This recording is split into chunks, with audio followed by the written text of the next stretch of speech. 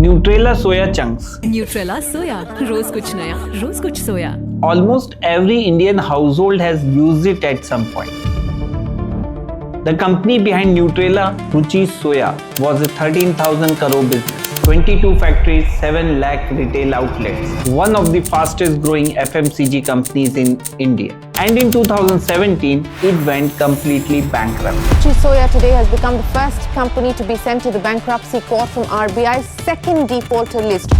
Rupees 12,000 crore in unpaid debts, 13 banks staring at their losses, and a family that spent 3 generations building this lost everything. Today, we will see how one foreign policy decision started this collapse, how the management made it worse, and how 13 banks lost thousands of crores and could do nothing about it. And at the end, there are 3 lessons every business owner in India needs to hear.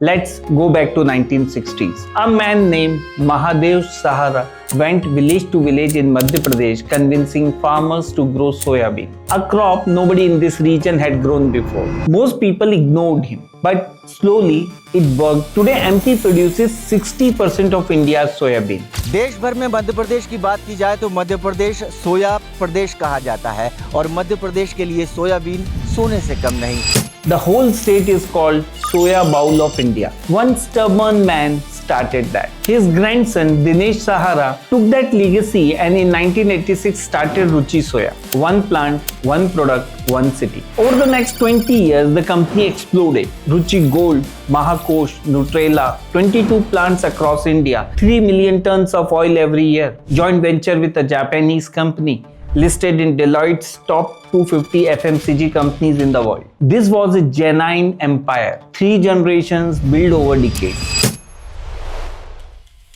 Then came 2011 and everything started to break. In 2011, the Indonesian government changed its export policy. They increased the tax on crude palm oil, Ruchi Soya's raw material. At the same time, they reduced the tax on refined oil, the finished product Ruchi Soya was selling. You might be thinking, Indonesia? What does that have to do with an Indian edible oil company? India imports most of its crude palm oil from Indonesia. And Ruchi Soya, India's largest palm oil refiner, was completely dependent on that one source. So in one policy change, raw material got more expensive and customers could now directly import the finished product from Indonesia cheaper than Ruchi Soya's price. This was not Ruchi Soya's fault, but their entire 13,000 crore business was built on assumption that Indonesia would never change this policy. One foreign government, one decision, and the foundation started shaking.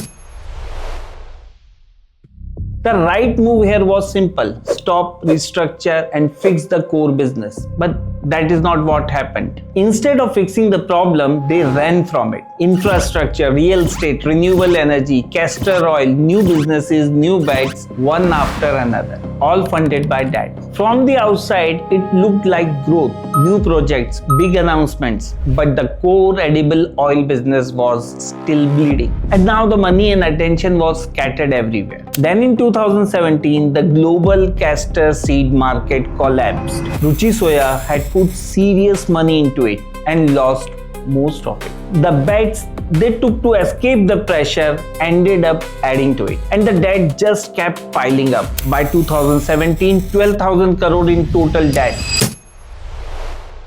Here is what that number actually means. The debt was 12 times their own money in the business. For every 1 rupee of the owner's money, 12 of borrowed money was sitting on top of it. SBI, Central Bank of India, Punjab National Bank, 13 banks in total, all stuck with this one company. The interest alone was eating the business every month. On top of that, they had given easy credit to their customers, and 5,000 crore of those payments never came back, written off. They could not pay suppliers, could not pay banks, and could not breathe. In December 2017, Ruchi Soya went to NCLT, India's bankruptcy court. Ruchi Soya today has become the first company to be sent to the bankruptcy court from RBI's second defaulter list. Remember, 28 companies part of that second list. RBI has directed banks to send unresolved cases like Ruchi Soya to the NCLT before the 31st of December.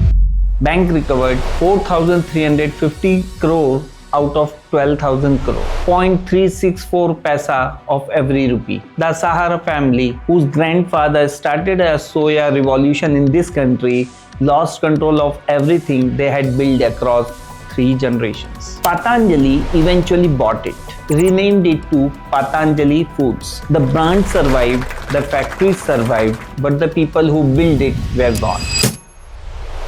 Now, here are 3 lessons that every MSME owner must understand. 1. Never build your entire business on one dependency, one supplier, one country, one raw material. When that one changes, everything changes. Ruchi Soya's fate was decided in Indonesia, not in India. 2. When your core business is struggling, start something new is not the answer. Diversifying when things get hard feels like action, but most of the time it is just running away from the real problem. The real problem does not disappear, it gets worse. 3. Debt is not capital, it is borrowed time.